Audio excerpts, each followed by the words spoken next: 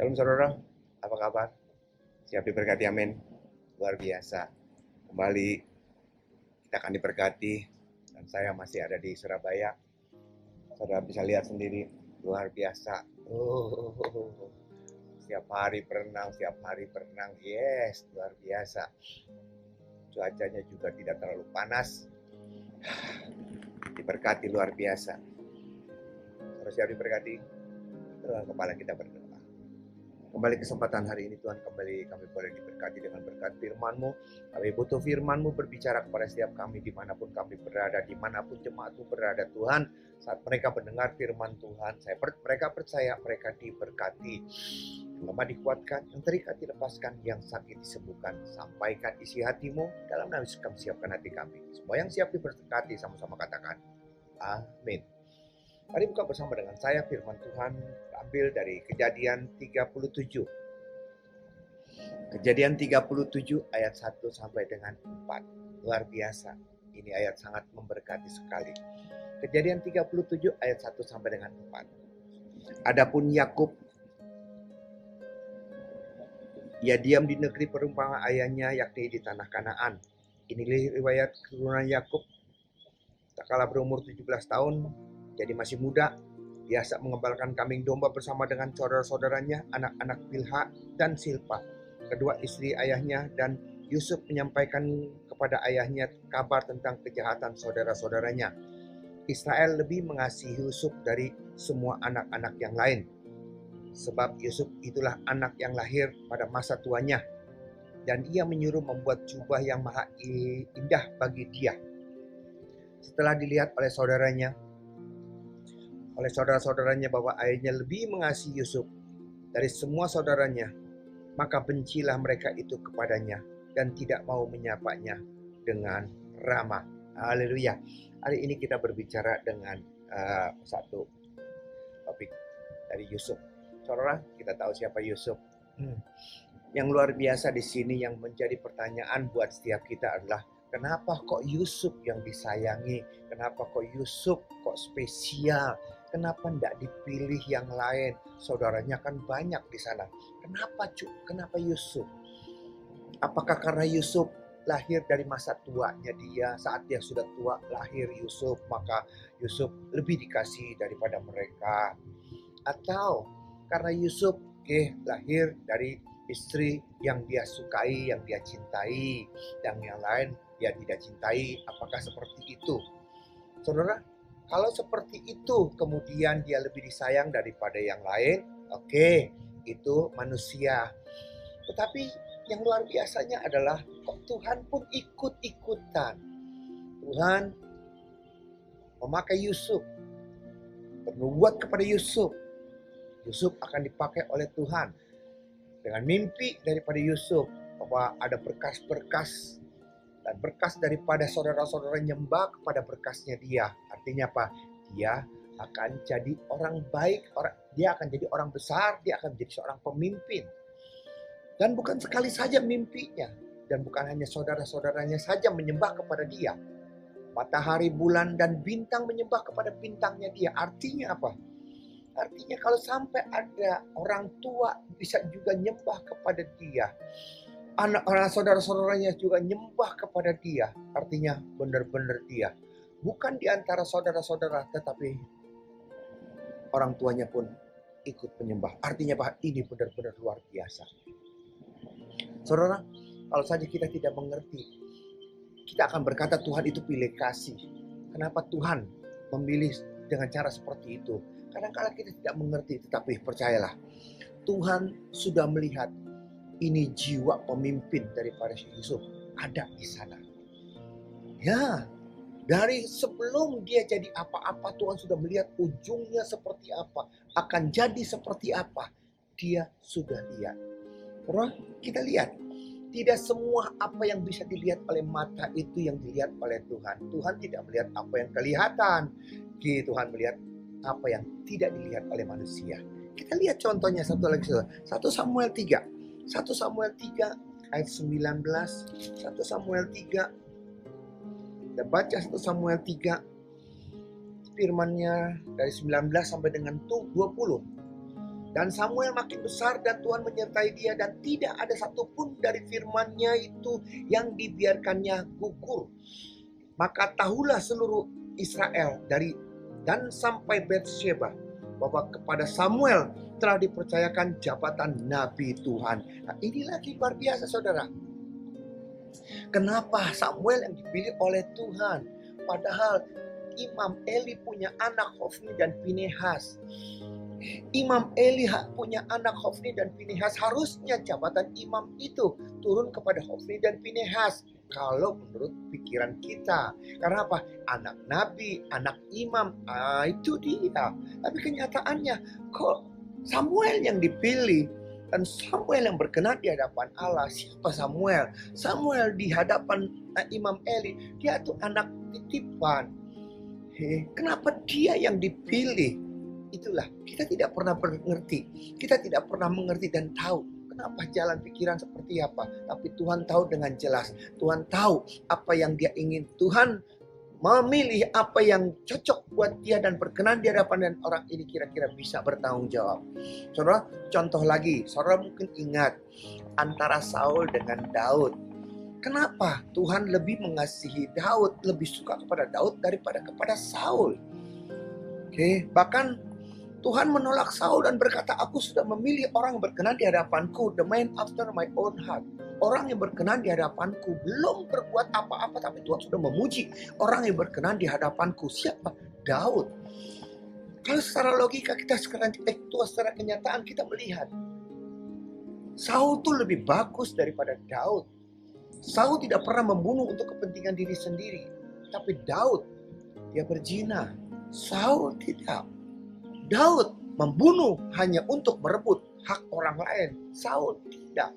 Tapi kenapa Tuhan memuji Daud dan Tuhan membenci si Saul? Saudara, ada hal lagi yang dimana Tuhan kita juga tidak bisa memikir. Yakub dengan Esau. Aku mengasihi Yakub dan membenci Esau. Kita lihat secara kacamata luar, kita berkata gini, harusnya Esau tuh lebih baik daripada si Yakub. Yakub tuh tukang tipu, kakaknya ditipu, orang tuanya ditipu, di tempat mertuanya main tipu-tipu. Dan orang seperti ini kah? Tuhan memberkati orang seperti ini lebih daripada aku mengasihi Yakub, membenci Esau. Saudara, banyak hal-hal yang seperti itu. Saya tidak mau membahas itu semua. Saudara sudah tahu jawabannya. Karena ada hal-hal yang dimana apa yang dilakukan oleh Yakub itu berkenan di hadapan Allah. Apa yang dilakukan oleh Esau itu tidak berkenan di hadapan Allah. Karena dia tidak menghargai hal-hal yang rohani. Tuhan lebih menghargai si Daud daripada Saul. Karena Saul orangnya begitu salah ditegur, gak bisa ditegur. Tapi Daud mempunyai hati yang begitu lembut. Begitu dia salah, dia minta ampun dengan kesungguhan, dia bertobat. Itu yang berkenan di hadapan Allah. Itu yang Tuhan mau. Bukan soal dosa atau tidak dosa, tetapi yang kita sadar siapa kita di hadapan Tuhan. Dan kita bertobat, itu yang Tuhan inginkan. Ada amin? Hari ini saudara, kita akan membahas Yusuf. Kita akan membahas perkara-perkara Yusuf.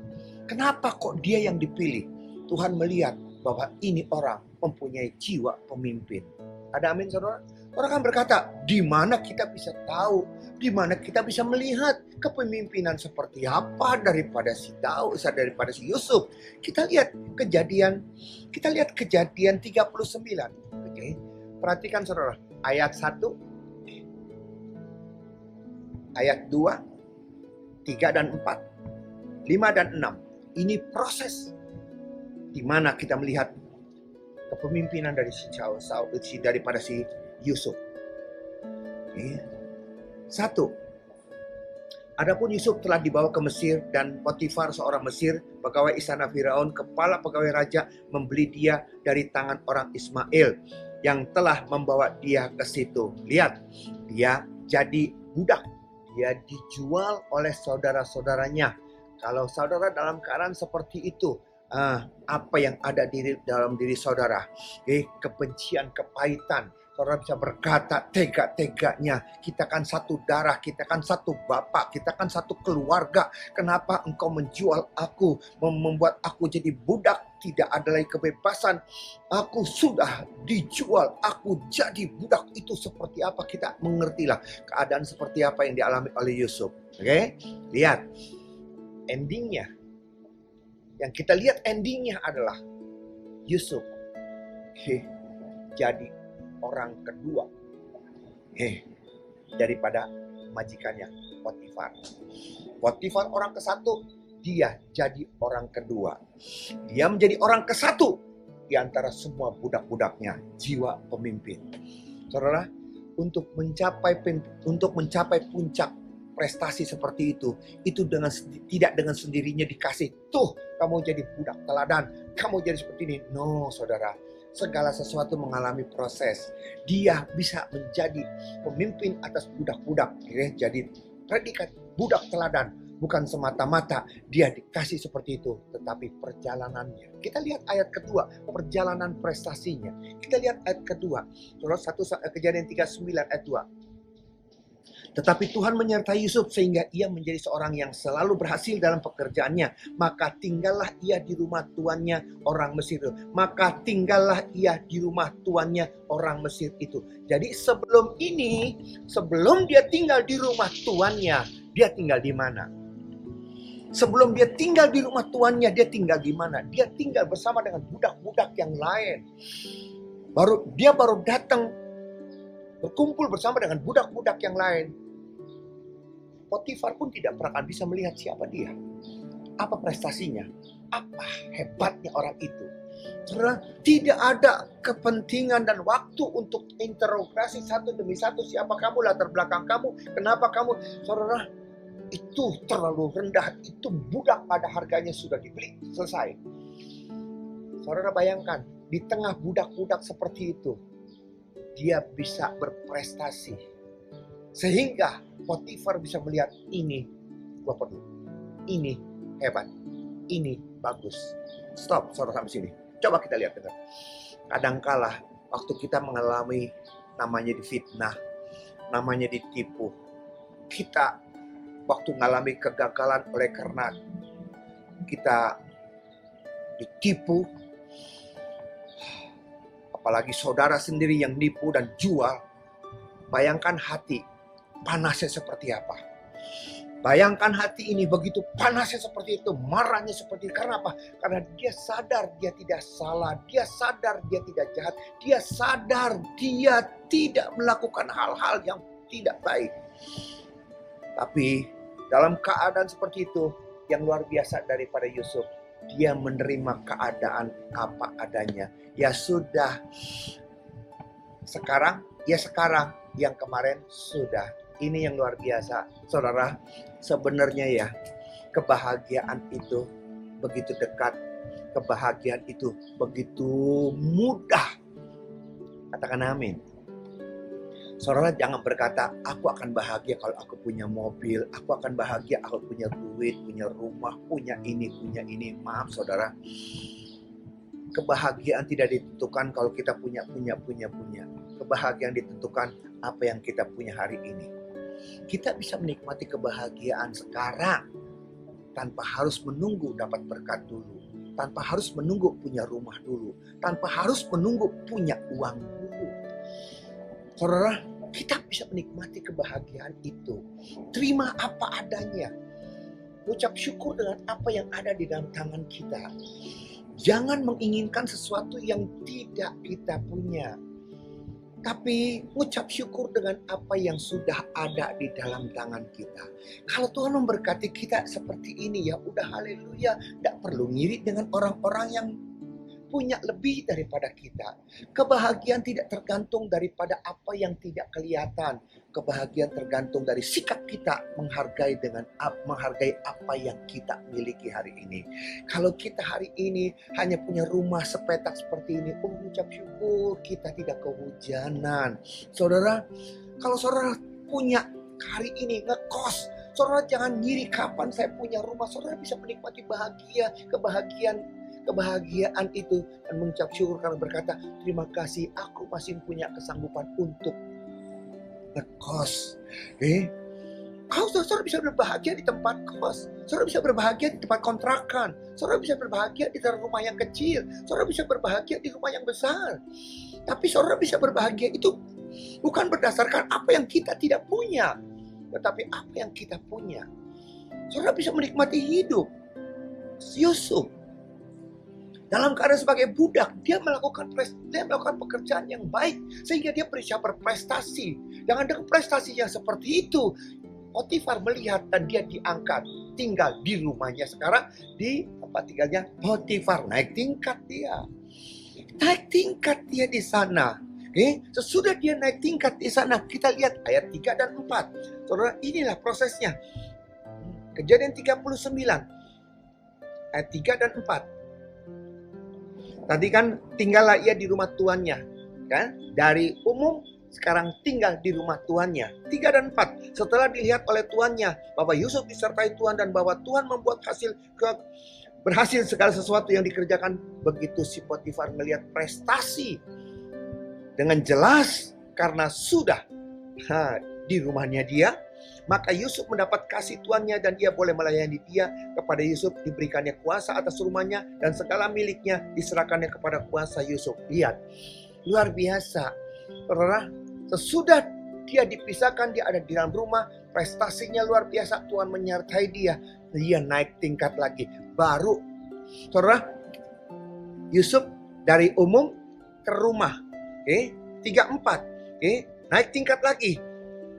Diberi kuasa atas rumahnya. Maka Yusuf mendapat kasih tuannya, ayat 4, dan ia boleh melayani dia. Lihat kan? Yusuf boleh dari tempat umum ke rumah.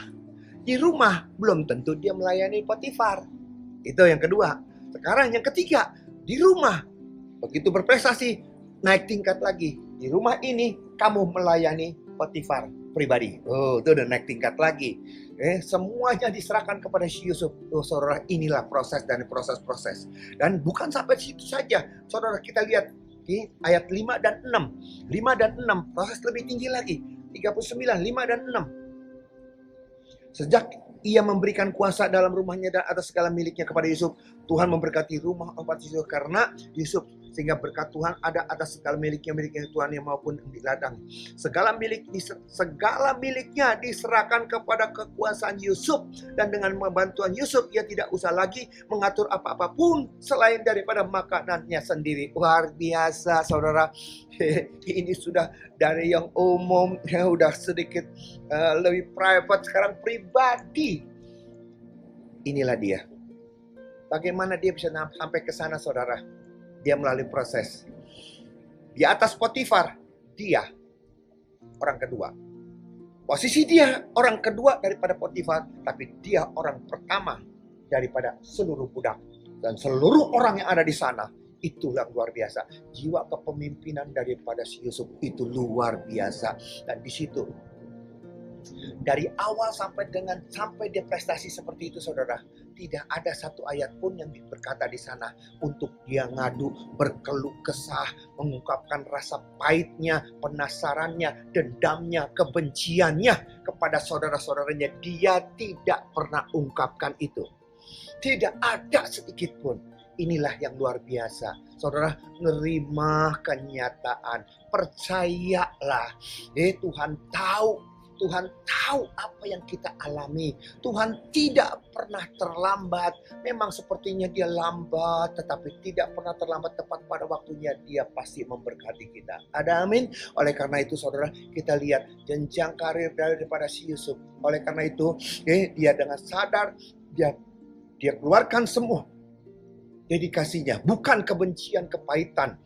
Tetapi yang dia lakukan adalah dia datang kepada Tuhan. Dia datang melayani sesungguh hati, seperti orang tidak punya beban. Tapi disitulah sungguhnya berita daripada sukacita. Oleh karena itu, siapapun kita di tempat ini, apa yang saudara alami di tahun 2022, kita akan masuk tahun 2023. Dan kita sudah ada dalam 2023, awal daripada segala sesuatu. Mari kita masuk tahun 2023. Jangan membawa dendam, kebencian masa-masa lalu. Atau saudara berkata gini, Aku nih miskin seperti ini. Aku nggak punya apa-apa. Aku habis-habisan. Ini gara-gara, ini gara-gara, ini gara-gara dasar. Nggak ada gunanya saudara bersungut-sungut. Nggak ada gunanya saudara ngotorin mulut saudara. Hari ini, saudara bisa bersuka cita hari ini tanpa itu semua. Sukacita yang kita alami ada di tangan saudara dan saya. Oleh karena itu saudara, lupakan segala sesuatu. Terima kenyataan hari ini. Apa yang terjadi hari ini, sekalipun saudara dibully, sekalipun saudara difitnah, sekalipun saudara dihancurkan. Tapi percayalah, Tuhanmu, Tuhanku, tidak pernah buta. Dia tahu, dia pasti akan memberikan keadaan. Mari kita hadapi tahun 2023, dengan ucapan syukur. Seberapa yang kau miliki hari ini, seberapa yang kau punyai hari ini, mulai dari yang kecil itu, Tuhan sanggup kok membalikan keadaan. Tuhan sanggup kok memberkati kita. Baik dengan banyak modal maupun dengan sedikit modal, Tuhan sanggup untuk memberkati kita. Ada amin? Tundukkan kepala kita berdoa. Terima kasih Bapak, biar berkat terus menyertai memberkati. Ingatkan kepada jemaat-Mu Bapak, untuk mereka masuk tahun 2023, untuk mereka masuk mengaruhi tahun yang baru, tanpa ada persungutan, kepahitan, penyesalan, dendam, iri hati, dan kebencian. Tapi menerima segala sesuatu sebagai bagian daripada proses, sehingga mereka bisa meraih keberkatan daripada-Mu Bapak. Sukacita yang daripada-Mu, anugerah-Mu yang sempurna. Terima kasih Tuhan, berkati jemaat-Mu dimanapun mereka berada. Tupus mereka dengan kuasa darah-Mu. Kami percaya Tuhan, Tuhan kami tidak pernah tutup mata. Tuhan kami tahu apa yang terbaik buat kami. 2023 akan menjadi milik setiap kita orang percaya. Di dalam nama Yesus, berkati negara kami, presiden, wakil presiden, gubernur, dokter, susur, dan semua jajaran sampai yang terendah. Untuk bungkus negara kami dengan kuasa darah-Mu Tuhan. Lindungi, jagai, ekonomi dipulihkan, nama Tuhan dimuliakan. Terima kasih Bapak. Serahkan semua ke dalam tangan-Mu dalam nama Yesus berdoa. Ucap syukur. Haleluya. Amin. Demikian saudara firman Tuhan. Sampai jumpa dalam sesi yang akan datang. Tuhan Yesus memberkati kita. Amin. Shalom.